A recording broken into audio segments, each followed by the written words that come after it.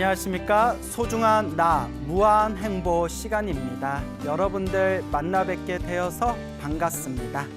또 오늘 여러분들께 아주 또 좋은 이야기, 여러분들의 불심을 무럭무럭 자라나게 할 수 있는 그런 재미나고 좋은 이야기 준비했습니다. 어느 불심이 지극한 그런 젊은 여성 불자님이 계세요. 여성 불자님이 계시는데 요 보살님이 지금 한 30대 중반 정도 됐어요. 나이가 30대 중반인데 나이답지 않게 아주 불심이 깊고 매일매일 염불과 기도로 하루하루 부처님을 향해서 열심히 마음을 닦고 있고, 무엇보다 항상 일상에서 복과 선업과 공덕을 짓도록 굉장히 노력하는 그런 아주 젊은 청년 모범불자가 있습니다. 그래서 이 보살님께 너무나 감동 깊은 감동스러운 이야기들을 들어가지고 제가 우리 소나무 팬들을 위해서 이 좋은 이야기를 함께 공유하고 싶어서 그분의 특별한 허락을 받고 오늘 여러분들에게 감동 깊은 그런 불심의 이야기 전해드릴까 합니다.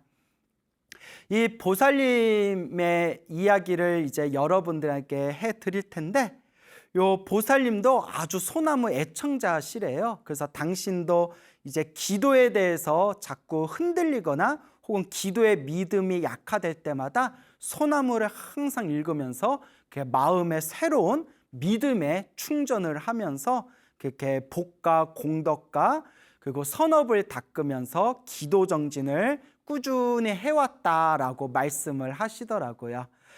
요 보살님이 이제 집안이 원래 불교 집안이었다고 합니다. 원래 불교 집안이었는데 자기는 이렇게 이제 특별히 불교 집안에서 자라서 부처님과 인연은 있지만 처음에는 그렇게 큰 믿음이 있지는 않았대요. 그러다가 이제 어느 날 20대 초반의 일이랍니다. 20대 초반 때 그 집에서 작은 사업을 했나 봐요. 작은 사업을 했는데 아주 중요한 그런 사업, 하청 있죠. 하청 받는 거. 하청 계약건이 생겼대요. 그래서 집에서 이제 사업하고 있는 집안 입장에서는 어떻게든 그 하청 계약건을 따내야 되는 아주 중요한 시기였대요. 그래서 이제 엄마가 이제 뭐 금강경이랑 천수경이랑 뭐 이렇게 불경을 주면서 이 하청 계약을 딸 수 있도록, 이 하청 계약을 맺을 수 있도록 부처님께 기도 좀 열심히 하자라고 이제 어머니가 불경책을 주셨대요. 그러니까 이제 20대 초반에 또 이제 어떤 마음이 들어서 그렇게 열심히 기도했는지는 모르겠지만 엄마하고 정말 열심히 기도했대요. 부처님, 제발 우리 집안을 일으킬 수 있는 이 계약, 이 하청 계약을 우리가 이제 딸 수 있도록, 우리가 이 계약을 성취할 수 있도록 저희에게 가피를 주십시오라고 정말 열심히 기도했대요. 아주 열심히 기도했대요. 매일매일 정말 열심히 부처님을 향해서 엄마랑 같이 열심히 기도를 했는데 자기도 정말 열심히 기도했대요. 그런데 그 하청 계약이 무산됐대요. 결국 집에서 하고 있는 사업에서 굉장히 중요했던, 그리고 굉장히 많이 기대했던 그 하청 계약이 이제 결렬되게 됩니다. 그때 너무 상심이 커가지고 좀 마음의 상처를 좀 받았나 봐요. 그러니까 이렇게 열심히 기도했는데 뭐 부처님 도와주지도 않고, 에휴, 기도해봤자 아무 소용 없구나. 아유, 다 필요 없구나. 아유, 이거 다 아무 소용 없다. 뭐 기도해봤자 이게 무슨 소용이 있냐. 막 이런 여러 가지 오만 가지 의심과 그런 서운함과 그런 아쉬움이 엄청나게 그렇게 깊은 그런 어떤 좀 슬픔이 들었나 봐요. 그 뒤로 한동안 완전히 불심을 좀 잃었답니다.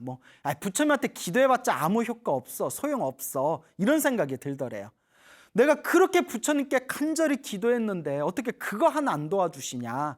근데 우리 주변에 좀 절에 다니시던 분들도 처음에는 기도 열심히 하다가 내가 욕심으로 부처님께 기도했는데 부처님이 소원 성취 안 해주며 막 괜히 막 서운하고 서럽고 부처님한테 뭐 기도해봤자 아무 소용 없구나 막 그런 의심이 실제로 들 때가 있거든요. 그러다 보면 이제 또 절에 열심히 다니시던 분들도 야야야 아무 필요 없다, 그냥 인생 그냥 사는 거야 하면서 이제 절에 열심히 다니다 안 나오시는 분들도 아주 제법 많습니다. 그래서 제가 또 감사 인사 많이 받았던 게, 스님 제가 절에 열심히 다니다가 뭐 이런저런 일들로 마음에 좀 믿음을 잃어버리고 더 이상 절에 다니지 않고 또 부처님의 가르침을 가까이 하지 않았는데, 스님 법문 듣고 소나무 듣고 나서 마음의 믿음이 다시 꽉 차게 되었습니다. 마음의 믿음을 다시 되찾게 되었습니다. 스님 고맙습니다 라는 그런 인사를 받을 때 저도 굉장히 고맙고 제가 그분들한테도 내가 이렇게 열심히 법문하는 보람이 있구나라는 그런 감사함을 느낄 때가 있습니다. 그래서 주변에 처음에 열심히 절에 다니다가 그렇게 좀 안 다니시게 되는 분들이 제법 많아요, 주변에 보면. 근데 요분도 20대 초반에 열심히 기도했는데 부처님이 소원 성취를 안 해주시니까 너무 서운했나 봐요. 그래서 한동안 절에 다니지를 않고 이제 불심도 없었는데, 그냥 결과적으로만 말씀드리면 한참 시간이 지난 뒤에 나중에 보니까 그때 그렇게 하청 계약을 맺으려고 노력했던 그 계약이 오히려 파기된 게, 결렬된 게 훨씬 더 다행이었다라는 것을 알게 되었답니다. 왜냐하면 그 하청 일이 이제 다른 곳을 넘어가게 됐는데, 그러니까 결과론적으로만 말하면 엄청나게 큰 문제가 터져가지고 엄청나게 큰 손해가 터졌다고 합니다. 엄청나게 큰 문제와 손해가 생겨가지고 나중에 그 일을 알고 나서 와, 그 하청 계약을 우리가 받았으면 우리가 엄청난 손해를 입고 엄청난 피해를 보게 되었겠구나라는 생각이 들면서, 그때 부처님께 열심히 기도했는데 그 순간에는 내가 원하는 게 이루어지지 않아서 너무나 내가 좀 서운했는데, 어쩌면 우리가 열심히 기도해가지고 불보살님이 오히려 도와주신 거 아닌가라는 그런 마음이 생기더랍니다. 근데 실제로 이런 얘기가 큰 스님들 법문에 보다 보면 그런 이야기들이 나오거든요.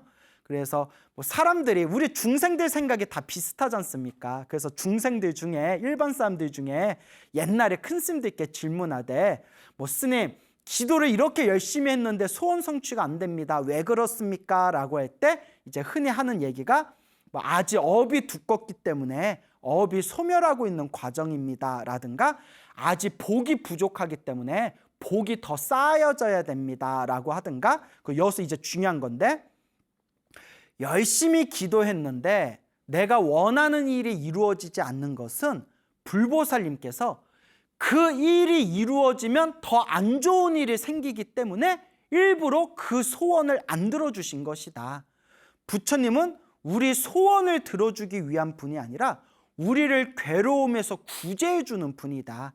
내가 원하는 소원이 큰 그림에서 봤을 때에는, 부처님의 신통의 눈으로 봤을 때에는 오히려 이루어지지 않는 게 더 나은 상황이기 때문에 내가 개인적인 욕심으로 열심히 기도를 해도 소원이 이루어지지 않는 것은 다 불보살님의 큰 그림, 기도에 큰 가피가 있는 것이다. 또 이런 말씀이 실제로 있습니다. 그래서 이 보살님도 그때 내가 그렇게 열심히 기도했는데 그 하청 계약을 우리가 따내지 못했던 게 부처님이 보시기에, 부처님의 큰 그림에서 봤을 때 오히려 우리를 보호해 주기 위해서 그 소원을 안 들어주신 거겠구나라는 그런 마음이 들었다고 합니다. 근데 저도 실제로 그런 경험이 있습니다, 여러분.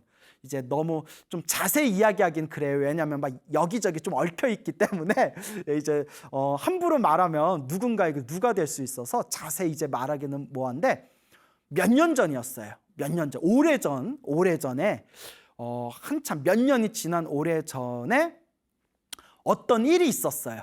이제 어떤 일이 있었는데, 제가 경험한 거예요. 어떤 일이 있었는데 이제 그 일이 저는 좋은 일이다 생각하고 이제 다 되기로 결정이 됐는데, 이제 그렇게 진행되고 있는 상황에서 제가 어느 날 꿈을 꿨는데, 꿈에서 그 호법신장 있잖아요. 여러분 불교에서 이제 법당에 가면 신중탱화 있잖아요. 하늘에 신을 모셔놓은 그 신중탱화의 호법신장이 갑옷을 입고 막 칼을 들고 그런 하늘의 신인 호법신장, 우리 불자들을 보호하는 호법신장이 완전 그냥 막 3D로 그냥 아주 천연색, 아주 칼라 색깔로 그 호법신장이 꿈에 다 나타나는 거예요.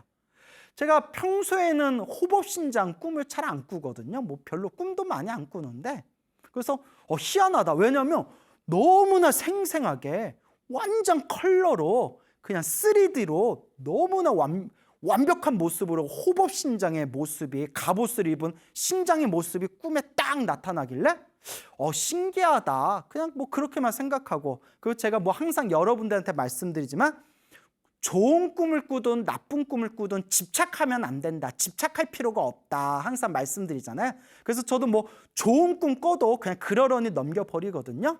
하여튼 이제 호법신장 꿈을 꿨는데, 제가 이제 뭐 이렇게 진행되기로 했던 일이 이렇게 이제 결렬됐어요. 그게 이제 파기가 됐는데, 그러니까 이제 저는 그것만 믿고 있다가 약간 뒤통수를 맞은 느낌이잖아요. 그래서 그냥 마음으로 에휴, 내 전생에 업이 많아가지고 내 복이 부족해서 이게 이렇게 그냥 끊어졌나 보다. 그냥 그렇게만 생각했는데, 나중에 한 몇 달 지난 뒤에 이야기를 들었는데, 이제 주변 분들이, 이제 그 일을 알고 있던 주변 분들이 광우 스님 그거 안 하길 잘했어. 뭐 그냥 막 구설수도 오르고 아주 안 좋아. 정말 불보살님이 도와준 거야. 그거 엮였으면 광우 스님 굉장히 이제 속으로 엄청나게 힘들었을 거야. 정말 잘 된 거야 라는 얘기를 듣고, 그때 잊어버렸던 꿈 생각이 딱 나더라고요. 그때 호법신장이 꿈에 그냥 총천연색으로 나타나는 그런 꿈을 꿨는데, 아마 이렇게 보호해줬나 보다라는 생각이 들더라고요. 그냥 저 혼자 그렇게 그냥 기분 좋게 생각했어요. 하여튼 결과적으로 안 좋게 되어버린 일이었기 때문에 그 마음에 있었던 좀 아쉬움도 훌훌 털어버리고, 또 결과적으로는 지금 이렇게 또 좋은 자리에서 또 여러분들과 부처님의 가르침을 나눌 수가 있게 되었잖아요. 어쨌거나 저도 그랬던 경험이 있습니다. 내가 원했던 일인데 결과적으로 오히려 그게 안 좋은 일이 돼버려가지고 지금 내가 원했던 일인데 부처님이 소원을 안 들어준 것이 결과적으로는 나한테 더 좋은 이득이었다. 오히려 그게 값이었다라는 것을 우리 불자님들도 기도 많이 하신 분들은 그런 경험을 많이 하십니다. 체험을. 제가 그런 이야기를 불자님들께 많이 들었거든요. 스님, 그때는 부처님께 좀 아쉬운 느낌이 들었는데 시간 지나고 나니까 그때 부처님께서 도와주셨던 거였어요. 오히려 그게 안 이루어져서 오히려 더 다행이었던 적이 참 많았습니다 라는 이야기를 제가 자주 들었습니다. 그래서 그 보살님도 이와 같은 이제 경험을 하게 된 거예요. 그러다가 정말 마음에 불심이 크게 싹트게 된 인연이 있었대요. 그게 무엇인고 하면 아버지께서 갑자기 큰 병에 걸리셨대요. 큰 병에 걸리셔가지고 이제 병원에서도 거의 살 날이 얼마 남지 않았다라는 통보까지 받았대요. 그래서 의사 선생님이 저희가 최선을 다하겠습니다만은 장담할 수는 없습니다. 이제 가족분들도 마음의 준비를 하십시오라는 이야기를 들을 정도로 아버지의 이제 상황이 매우 안 좋았대요. 그러니까 사람이 정말 힘들고 답답할 때는 이제 자연스럽게 무언가에 의지하고 싶은 마음이 들잖아요. 그때 엄마하고 또 기도를 열심히 했대요. 부처님, 우리 아버지 몇 년만 더 살게 해주세요. 우리 아버지 이렇게 보내드리기 너무 아쉬워요. 아버지 몇 년만이라도 더 살게 해주세요 라고 엄마하고 간절하게 기도를 하면서 매일매일 정말 정성스럽게 기도하면서 특히 방생공덕을 많이 지었대요. 방생을 많이 했더라고요. 방생공덕을. 그래서 아니 어쩜 그렇게 방생을 많이 했냐. 아유 젊은 사람이 어떻게 그렇게 방생할 마음을 냈냐. 그러니까 하는 얘기가 스님 소나무 보고 이렇게 방생공덕이 좋구나 느끼고 방생을 많이 하게 되었습니다 라고 하시더라고요. 그래서 제가 한동안 예전 시즌에서 한동안 제가 방생공덕 얘기를 좀 많이 몇 번 했었잖아요. 그때 마음에 좀 와닿으셨나 봐요. 그래서 정말 뭐 방생도 막 몇 마리 수준이 아니라 막 뭐 100마리 막 이렇게 100마리 뭐 몇백 마리 뭐 이런 식으로 방생을 많이 했대요. 방생을 많이 했는데 기도를 많이 하고 방생을 많이 해서 그런지는 몰라도 놀랍게도 아버지가 급격하게 몸이 아주 그렇게 쾌차를 하셨답니다. 의사가 깜짝 놀랄 정도로. 그때 의사도 얼마 남지 않았으니까 최선은 다하겠지만 마음의 준비를 하십시오. 저희도 저희 병원에서도 최선을 다하겠습니다. 하지만 마음의 준비를 하셔야 됩니다 라고 그렇게 통보를 받았는데, 시한부를 통보받았는데 놀랍게도 아버지의 건강이 급속도로 좋아지시면서 의사도 깜짝 놀랄 정도로 그렇게 몸의 건강을 조금 되찾으셨대요.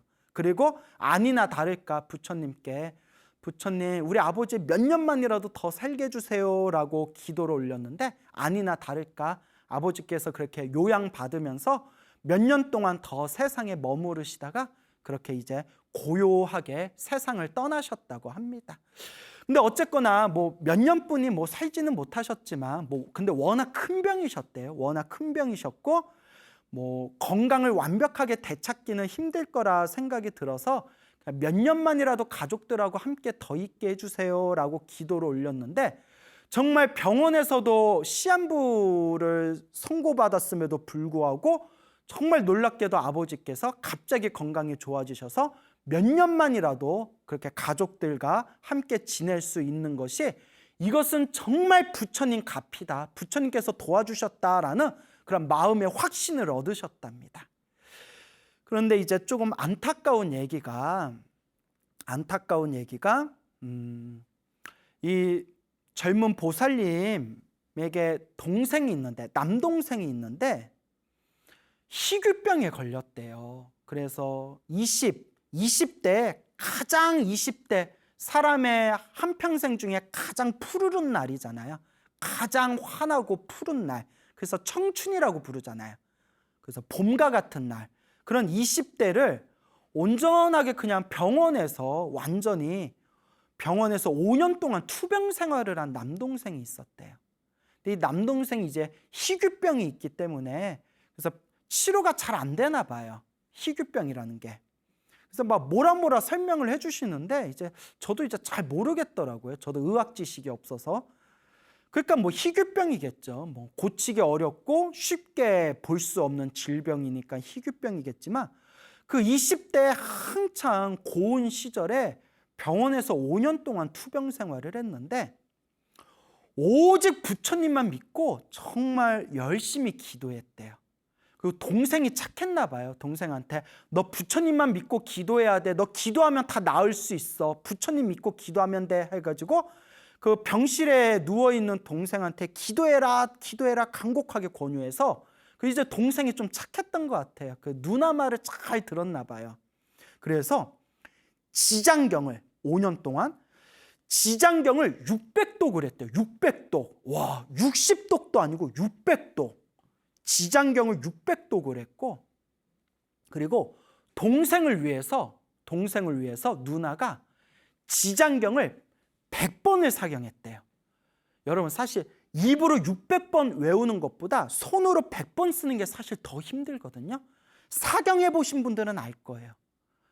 우리 동생이 몸이 건강하게 해주세요라고 그렇게 이제 동생을 위해서 지장경을 100번을 사경했고 또 지장경 기도하는 틈틈이 염불도 하고 독경도 하고 그렇게 수많은 기도를 했다고 합니다. 그래서 희귀병에 걸린 남동생은 투병 생활 동안 이제 600독 이제 지장경 600독을 했고 또 요 누나도 오직 부처님만 믿고 간절하게 기도하면서 동생을 위해서 이제 지장경을 100번이나 사경을 했는데 상황이 점점 안 좋아지더래요.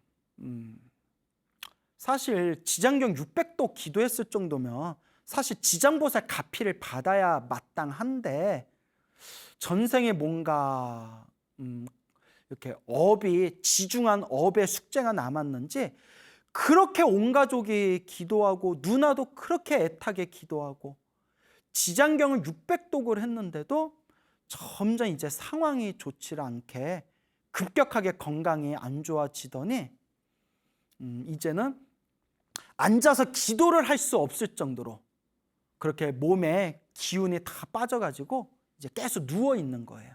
거의 이제 의식을 차리기 힘들 정도로.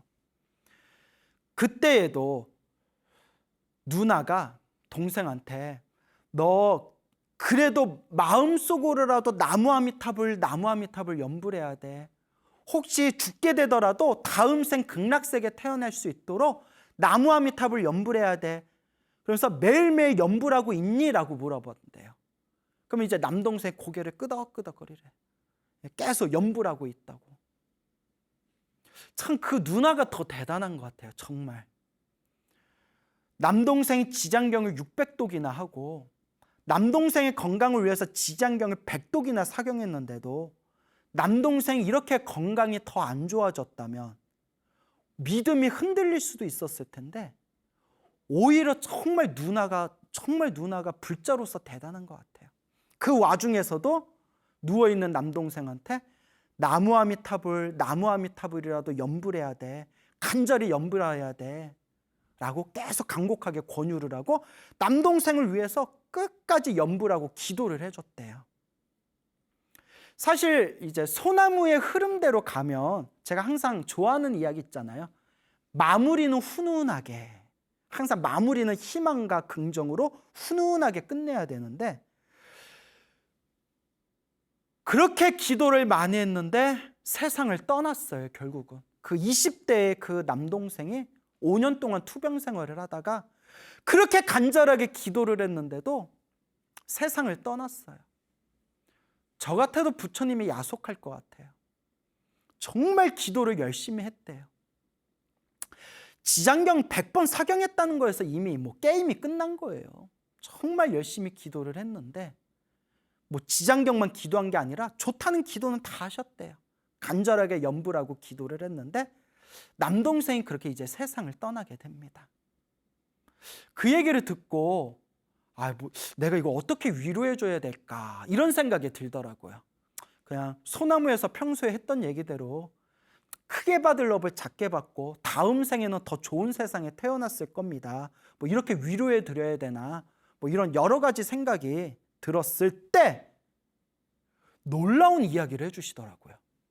근데 스님, 우리 남동생이 계속 이제 쓰러져 가지고 누워서 더 이상 앉아서 기도하기 힘든 그런 상황에서 나무아미타불 연불이라도 계속 마음으로 연불하고 있었는데 죽기 며칠 전이었습니다. 세상을 떠나기 며칠 전에 남동생이 이제 거의 말도 못할 정도로 기력이 다 빠진 남동생이 부처님을 봤어 라더랍니다. 부처님을 봤어.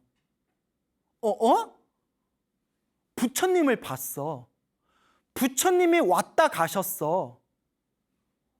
부처님이 왔다 가셨어? 나 부처님 봤어. 부처님이 왔다 가셨어. 부처님이 어떠셨어?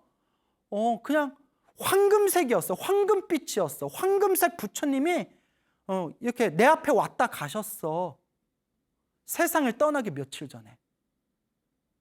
부처님이 왔다 가셨어? 뭐라고 말씀은 하셨어? 아니, 말씀은 없었어. 그냥 나 이렇게 보고 가셨어. 옆에 엄마가 듣다가 옆에 엄마가 잘생겼어? 이렇게 이거 웃으면 안 되는데 어머니가 하여튼 어머니가 잘생겼어? 이렇게 이제 물어보더라고요. 잘생겼어? 아주 잘생기셨다고. 황금빛 부처님이 잘생기신 분이 자기 보고 갔다고. 여러분, 불설 아미타경이라는 경전이 있어요. 불설 아미타경이라는 경전에 보면 이런 내용이 나옵니다.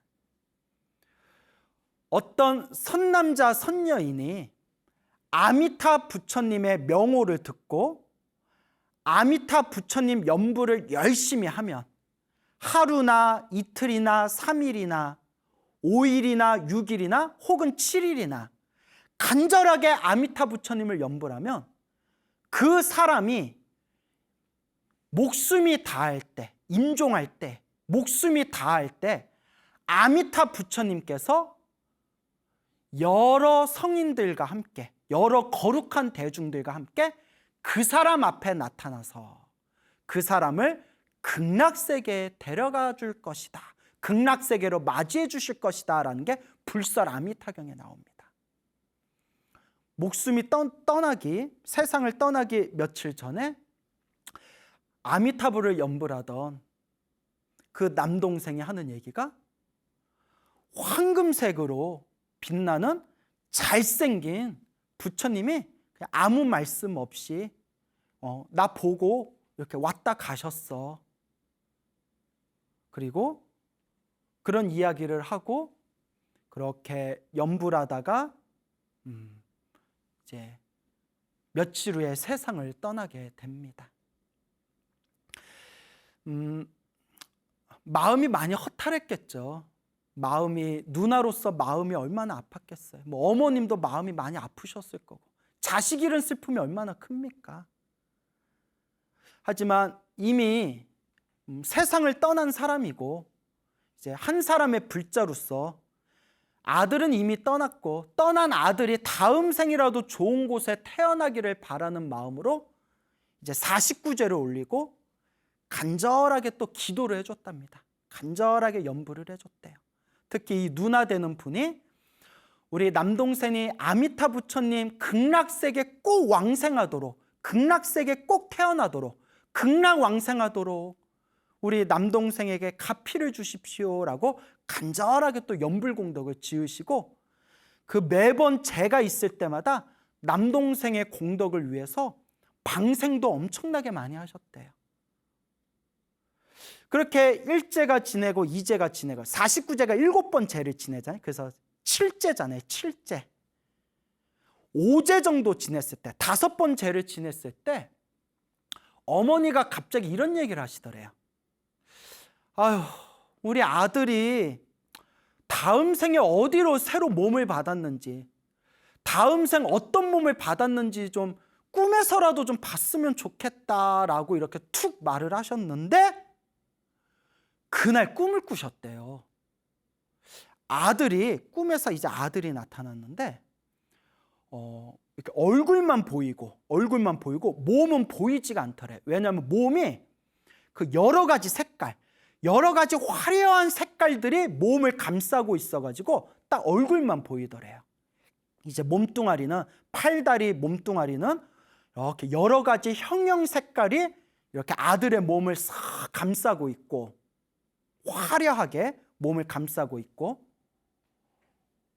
아들의 얼굴이 그 병원에서 5년 동안 투병 생활했으니까 얼마나 여의였겠어요. 그냥 삐쩍 마르고 몸이 굉장히 여의였는데, 꿈에서는 살이 하얗게, 살이 통통하게 올라가지고 얼굴이 아주 환해 보이더래요.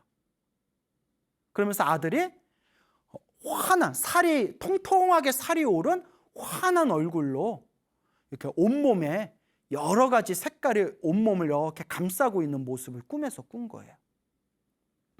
그때 누나가 그 얘기를 듣고 마음에 뭐가 딱 와닿은 거예요.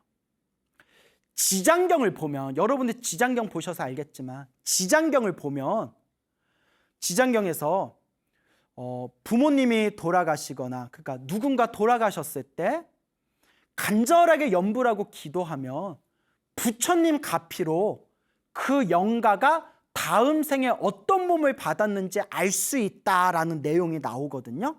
지장경 읽어보신 분은 다 아시는 내용이에요. 그래서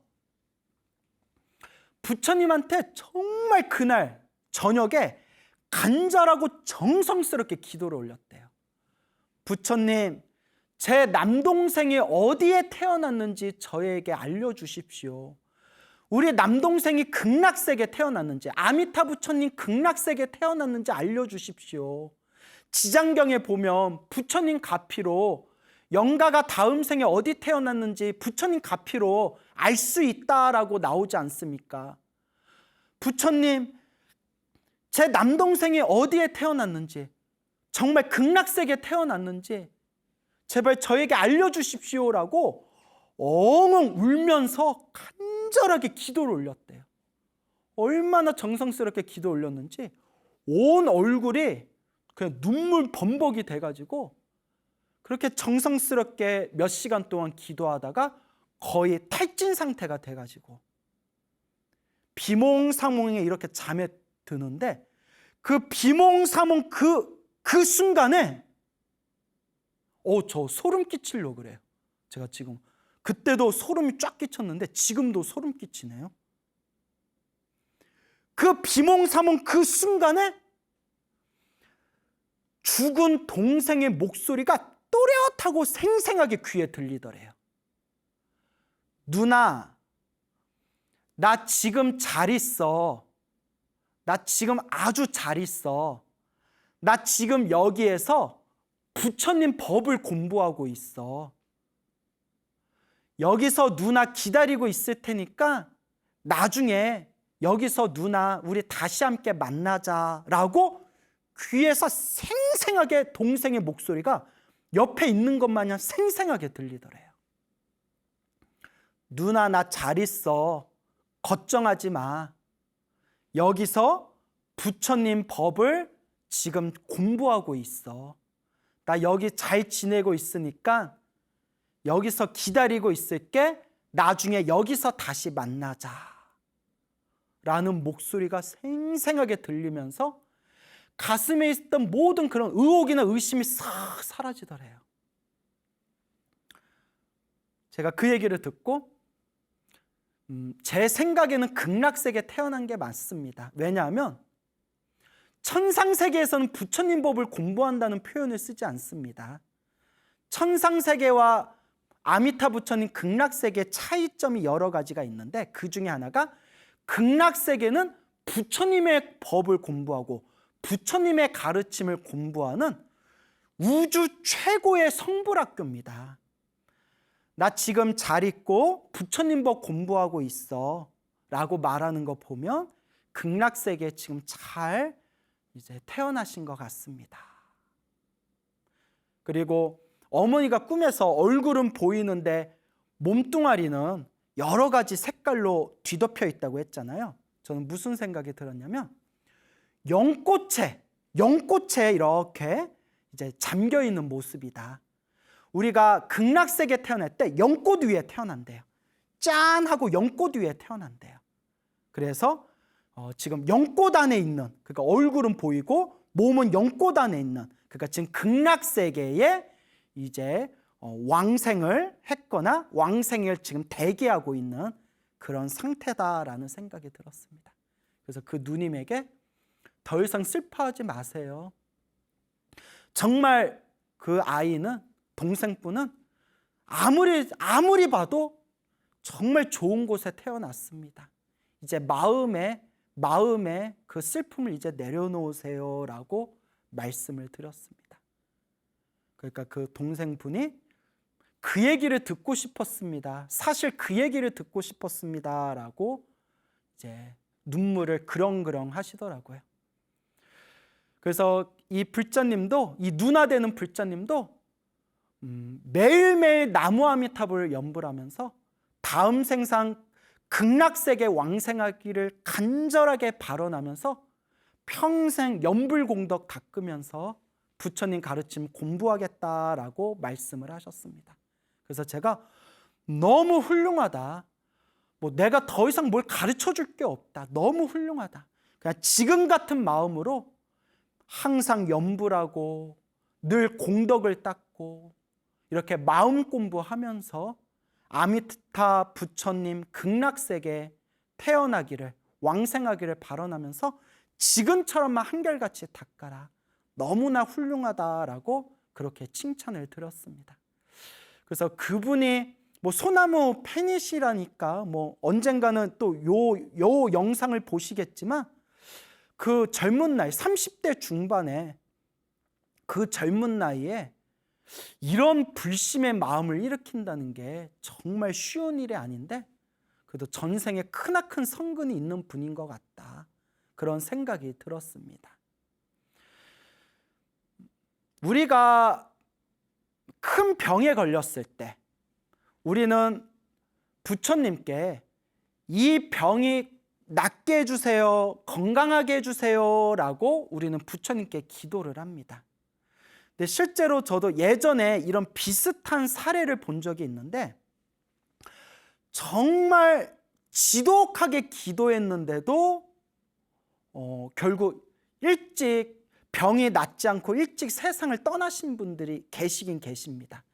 그러니까 이게 애매한 게, 정말 어떤 분은 기적 같은 가피를 받아가지고 정말 죽을 병이었는데 그 병이 흔적도 없이 사라진 그런 신비한 가피를 받으신 분도 실제로 있고, 어떤 분은 정말 열심히 기도했는데도 결국 세상을 쓸쓸하게 이렇게 떠나신 분도 있습니다. 그럴 때 우리 마음, 불심의 마음이 흔들릴 때가 있죠. 근데 여러분, 꼭 중요한 게 있습니다. 제가 오늘 꼭 전해드리고 싶은 핵심 주제인데요, 아주 중요한 겁니다. 옛날 큰 스님들이 큰 병에 걸렸을 때 어떻게 기도하셨냐면, 이 병이 낫게 해주세요 라고 기도하지 않았답니다. 왜냐하면 옛날 큰 스님들은 이 인과법을 다 아셨기 때문에 이번 생에 쉽게 해결할 수 있는 업도 있고, 이번 생에 꼭 받을 수밖에 없는 업도 있다는 것을 큰 스님들은 그 인과법을 다 아시지 않습니까? 그래서 중요한 겁니다.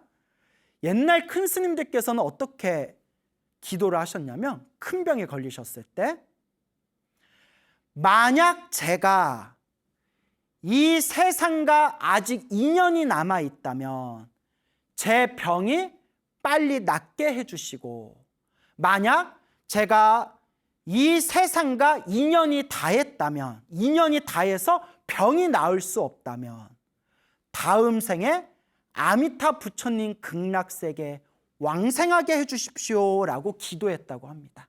그러니까 무조건 병이 낫게 해주세요 라고 기도한 게 아니라 어떻게 기도했다?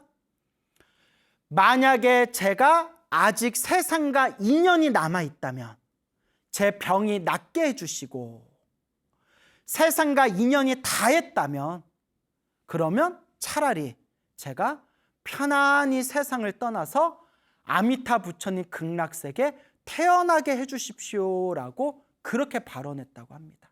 그러니까 막 꼭 낫게 해주십시오 라고 한 것도 아니고, 그냥 낫든지 죽든지 부처님께 그냥 인연법에 맡기겠습니다. 인연법에 맡겼습니다. 다만 세상과 인연이 남아있다면 병이 빨리 낫게 해주시고, 세상과 인연이 이미 다한 거라면 편안하게 세상을 떠나서 아미타 부처님 극락세계 태어나게 해주십시오 라고 했다고 합니다.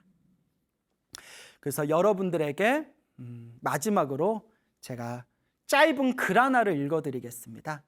100여 년 전에 중국 불교에서 활동하셨던 홍일대사라는 아주 유명한 큰 스님이 계십니다. 근대 중국 불교의 4대 고승으로 손꼽히시는 분인데, 그 홍일대사께서 우리가 큰 병에 걸렸을 때 어떤 마음을 가져야 되는지에 대해서 법문하신 내용이 있습니다. 그 내용이 길어서 제가 조금 이렇게 적당하게 편집을 해서 짧은 글로 여러분들께 이제 읽어드릴 테니까 한번 차분한 마음으로 경청해 보시기 바랍니다. 병이 위중할 때, 병이 위중한 상태면 모든 집안일이나 자신의 몸에 대한 생각을 다 놓아버려야 한다. 그리고는 일심으로 염불하며 서방정토 아미타 부처님 극락세계 왕생을 구해야 한다. 만약 모든 것을 놓아버리고 염불에 집중할 수 없다면 설사 나이가 들었다 하더라도 죽음을 받아들이지 못한다.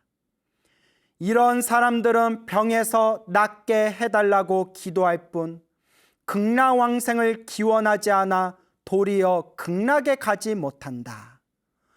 또 젊은이가 병이 낫게 해달라고 기도만 할 때에는 두려움이 생겨 빨리 낫지도 않고 오히려 고통만 심해진다.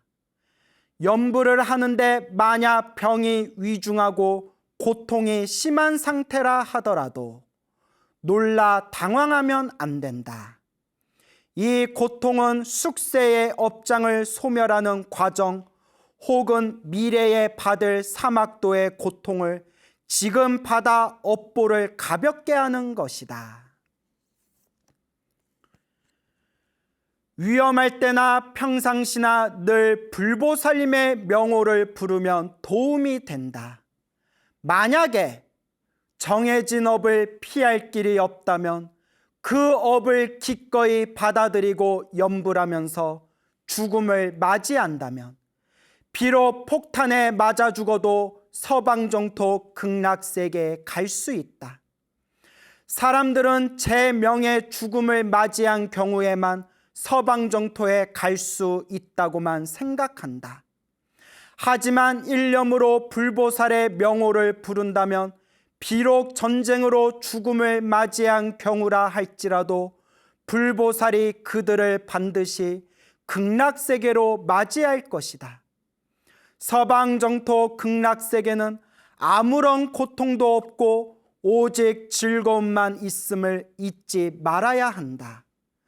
그곳은 모든 의식주에 문제가 없으며 사는 곳은 아름답고 언제나 부처님의 말씀을 들을 수 있으니 가장 좋은 일이다. 반드시 서방정토 극락세계에 태어나기를 염원해야 한다. 지금 죽음을 두려워하며 살기 위해 정정긍긍한다면 오히려 재난을 면하기 어렵고 서방정토 극락세계에 태어나기도 어려울 것이다. 사바세계는 본래 고통으로 가득 찬 곳이다.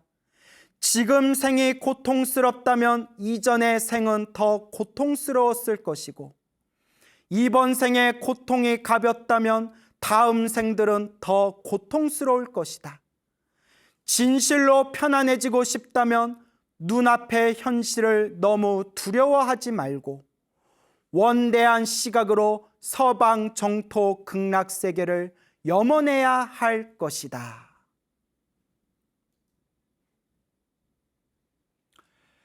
만약에 고치기 힘든 깊은 병, 위중한 병에 걸렸을 때 혹은 정말 목숨이 왔다 갔다 하는 급박한 상황에 처했을 때 우리 불자는 어떤 마음을 가져야 할까요? 부처님께 다음과 같이 마음을 일으키시기 바랍니다. 만약 제가 세상과 인연이 남아있다면 제 목숨을 구해주시고 만약 제가 세상과 인연이 다한 거라면 편안히 세상을 떠나 다음 생 극락세계 반드시 왕생하여 지이다. 살고 죽음도 결국은 모두 다 내가 지은 업의 인연법입니다. 여러분 행복해지고 싶습니까? 행복한 삶을 창조하고 싶습니까? 복을 지으십시오. 선업을 지으십시오. 공덕을 쌓으십시오. 복과 선업과 공덕의 힘이 여러분들을 진정한 행복의 길로 이끌어 줄 것입니다. 여러분 성불하십시오.